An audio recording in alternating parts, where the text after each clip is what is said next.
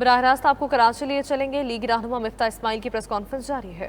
के अफसर को नहीं देना चाहिए, इससे हरासा होंगे बिजनेसमैन और इससे उनका कॉन्फिडेंस कम होगा। तो एक ऑलरेडी बिजनेसमैन जो है ये पीटीआई की जो टैक्सेस का जो नतीजा है उसके नीचे, और नंबर 2 जो खास तौर पर बिजली और गैस के निर्ख बढ़े उसके बोझ के नीचे दबा हुआ है। और अब आप जो है वो अरेस्ट का पावर दे रहे हैं एफबीआर को, जो कि बिल्कुल गैर जरूरी भी है और इससे ना रेवेन्यू बढ़ेगा, इससे सिर्फ लोगों को आप हरासा करेंगे। हम इसकी मजम्मत करते हैं और इसके खिलाफ हैं।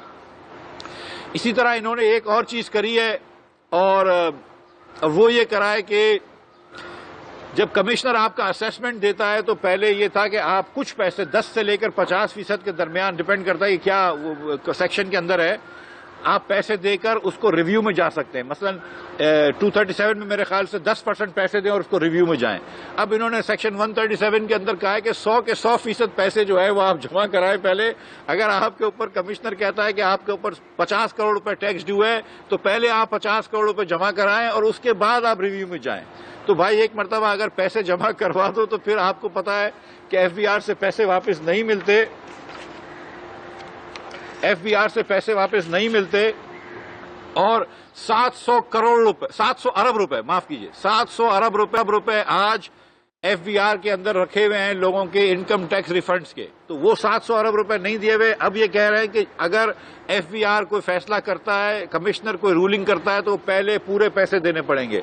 बिजनेसमैन भी इसके खिलाफ है, फेडरेशन भी इसके खिलाफ है और हम बिल्कुल इसकी मजम्मत करते हैं। बिल्कुल इसको हम एक्सेप्ट नहीं करेंगे और हम इसके खिलाफ है और इंशाअल्लाह ताला इसको भी हम चेंज करवाएंगे और इमरान खान साहब से एक और यू टर्न करवाएंगे।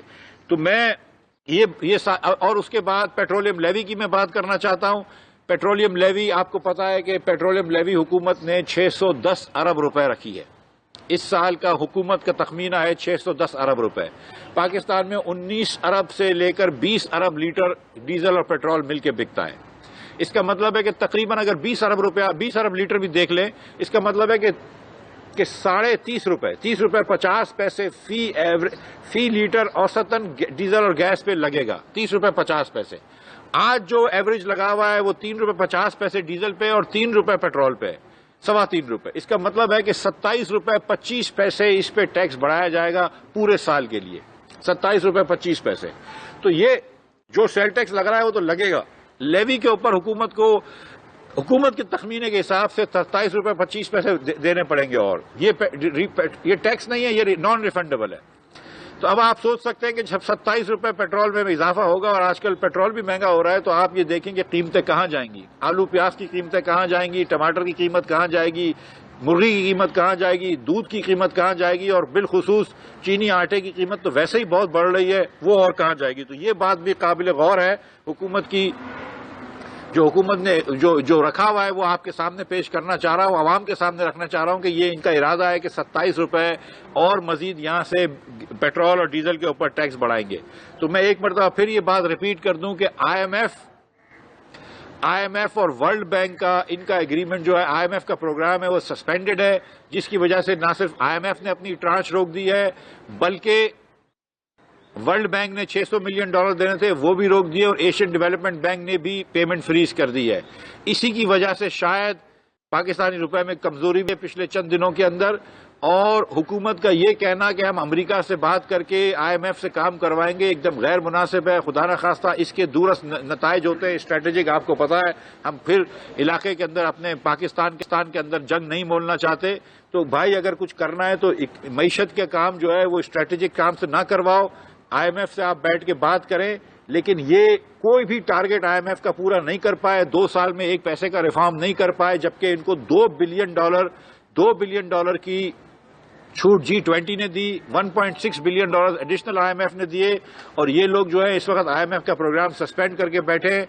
अब अल्लाह करे कि ये आईएमएफ का जो मसला है वो आईएमएफ से ये लोग सॉल्व करें और आईएमएफ का मसला अमेरिका से किसी स्ट्रेटेजिक कंसेशन की वजह से सॉल्व ना करें। लेकिन इस वक्त जो है वो जो IMF का प्रोग्राम सस्पेंडेड है, वर्ल्ड बैंक की पेमेंट रुक गई है, IMF की पेमेंट रुक गई है, इससे स्ट्रेस पाकिस्तान की इकोनॉमी पे आ गया है, करंट अकाउंट डेफिसिट पे आ गया है।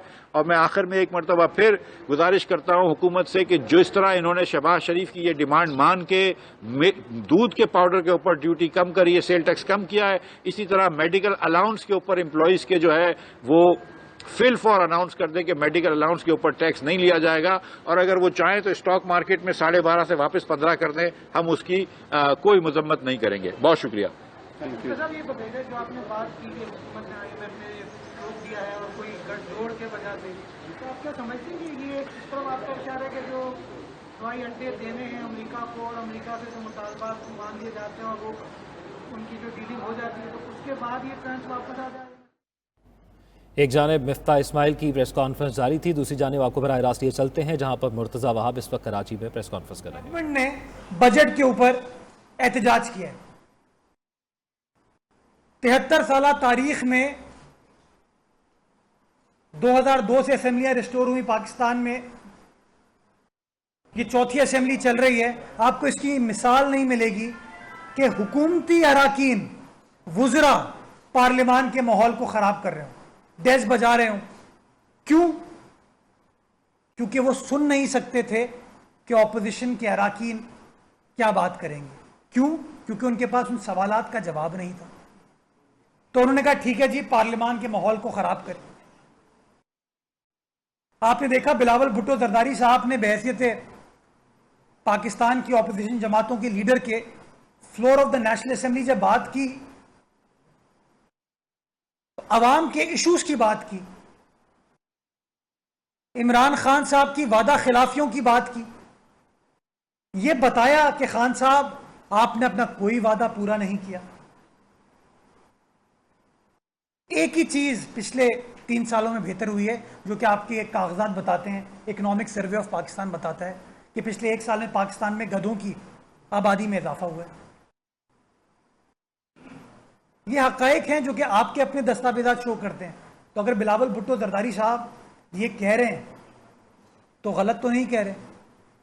अगर बिलावल भुट्टो जरदारी साहब ये कह रहे हैं कि खान साहब आपने 1 करोड़ नौकरियां नहीं दी, 50 लाख घर नहीं दिए, आपने IMF जाने को तरजीह दी, खुदकुशी नहीं की, किसी अवामी इशू के ऊपर आपने कोई पॉलिसी नहीं बनाई, तो बिलावल साहब सही बात कर रहे हैं ना। अगर बिलावल साहब ये कह रहे हैं कि सिंध का वजीर आला सिंध की तर्जुमानी करेगा ना, वो सिंध के हुकूक की जंग लड़ेगा ना, तो वो कौन सी गलत बात कर रहे हैं। लेकिन इनको ये बात पसंद नहीं आ रही और अब इन्होंने एक साजिश क्रिएट की है कि चूंकि इनको गूंगे लोग पसंद हैं,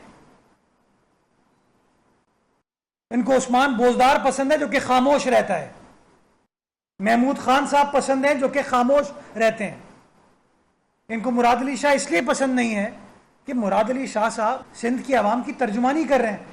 और किन इश्यूज के ऊपर तर्जुमानी कर रहे हैं? इशू नंबर 1 कि अगर पाकिस्तान के सेंसस में 2017 को सिंध की आबादी को सही तरीके से रिपोर्ट नहीं किया जाता तो बहैसियत आईनी सरबरा सिंध हुकूमत के, तो वजीर आला सिंध अपना पॉइंट ऑफ व्यू मुश्तरका मफादात काउंसिल के सामने रखेंगे ना। अफसोस हमें इस बात पर होता है कि मुत्तहदा कौमी मूवमेंट बड़ी बड़ी बातें करती थी सेंसस के हवाले से, GDA बड़ी बड़ी बातें करती थी सेंसस के हवाले से, लेकिन इन दोनों जमातों ने वफाकी हुकूमत का साथ दिया, इमरान खान साहब का साथ दिया, सूबा सिंध की आवाम का साथ नहीं दिया। क्यों? क्योंकि बुग़्ज़ पाकिस्तान पीपल्स पार्टी कि नहीं भाई, पीपल्स पार्टी की बात से हमें इत्तफाक नहीं करना। बड़े बड़े ऐलानात करते हैं कि जी ज्यादती हो गई है, पॉपुलेशन को कम शो किया गया है, हम ये ज्यादती बर्दाश्त नहीं करेंगे। कहते थे हम हुकूमत को लात मारेंगे लेकिन अपने हुकूक के ऊपर कॉम्प्रोमाइज नहीं करेंगे।